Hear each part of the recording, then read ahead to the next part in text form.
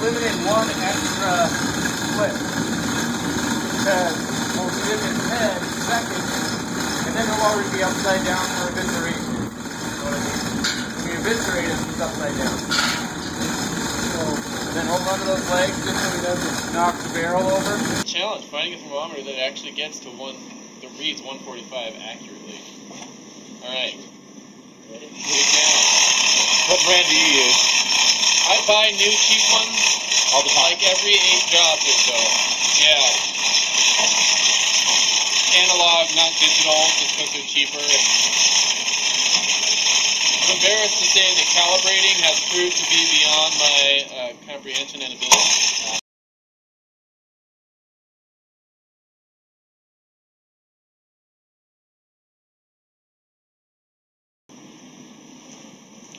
Now we got to dance with the pig. Because parts of him are resting against the barrel, and those parts are not going to get scalded.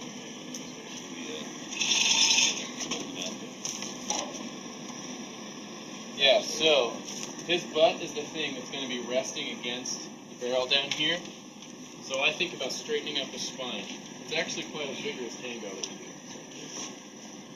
Push his hip forward and push his belly lower here, back, so that he's shaking his butt down there. You know what I mean? Yeah, you got to keep it moving.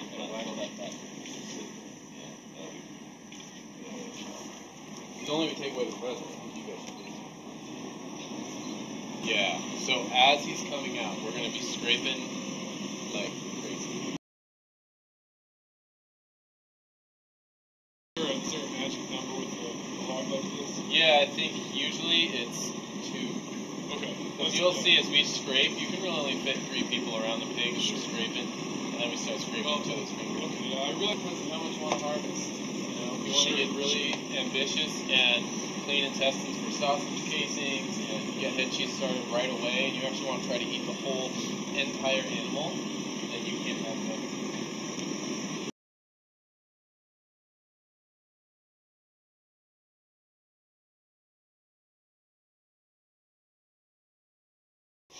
Alright, so I usually like to just give it a little test at the 3-minute mark. Oh, that's a good sign. So can you raise it up a little bit? Oh. And we're going to get everything, you know, wow. down to the toes. That's pretty sweet. Yeah, that's Slick. awesome. Hair off. Those scrapers are good. I haven't even pulled out that pigmented black layer of Yep. skin with the scrapers. It's called the skirt. And that's what tastes nasty. You rolling on this? Yeah. Yeah, if anybody else wants to try. Yeah, if your arms get tired, pass it on. And sometimes, you know, your hands even work really well. Pull it off. Yeah, and I use the edge of the scraper. Don't worry about cutting the pig with the scraper. We didn't scald it too long, so the skin's really tough. You're not going to puncture it or cut it. That was quick. Get that on Amazon or? Yeah, all the way down to the nail, and then we're gonna pop the nail off. Yeah. If we'll even clean the tail, you can just grab it and pull it out. Oh.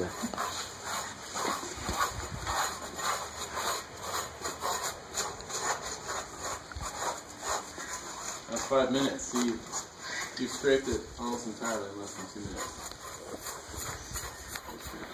That's quick. It does not go this quick if it's not 145. Yeah. Okay. For 5 minutes. We were probably, you know, almost 150, judging how short it was in there. It was for 3 minutes. Oh gosh, you just grab it. It's easier, especially the bottom here.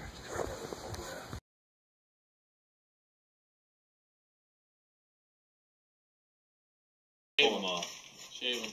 I avoid burning because I always taste burnt hair. Hair is not a good flavor. No. Or a good smell, really. No.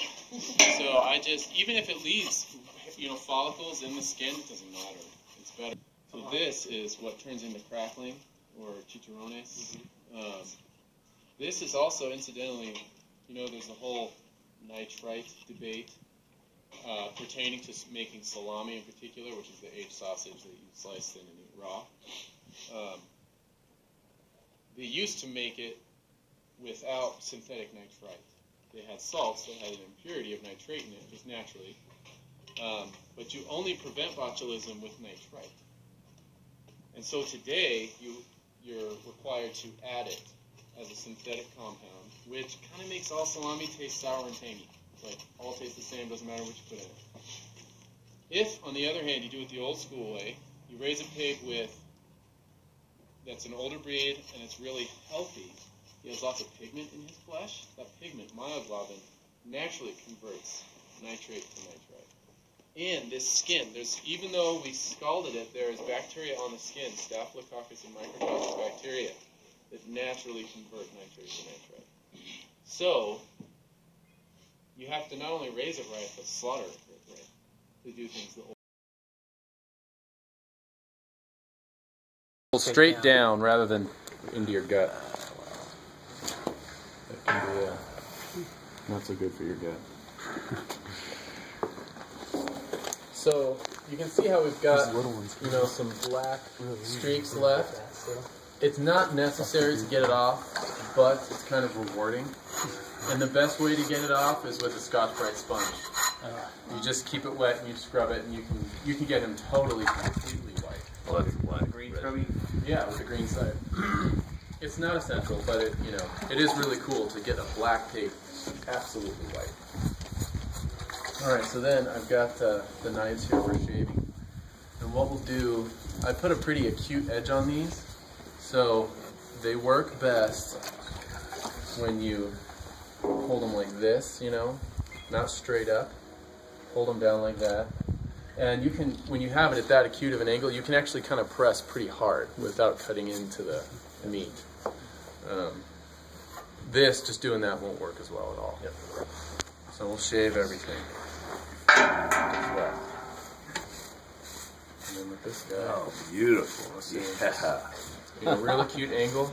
And you can actually press pretty hard. I found a replacement for my razor.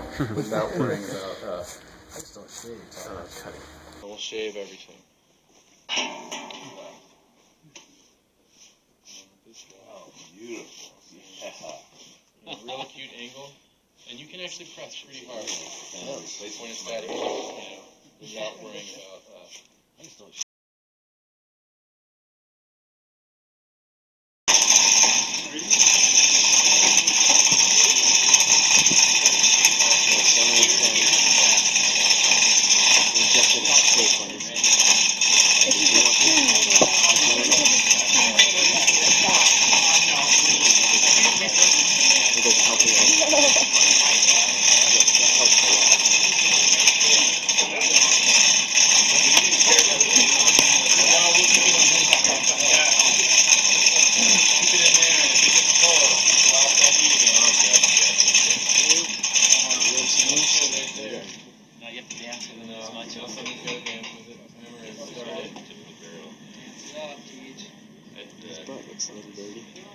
It's just harder to scrape because it's curved and not a flat surface. Set on the bottom, like you're saying. When I do TJ, we go like this, back and forth. And I kind of push on the gut, push this way at the same time, so that it brings those trotters off of the barrel. You know what I mean? Yeah, it's just coming right off. Really pretty. Yeah.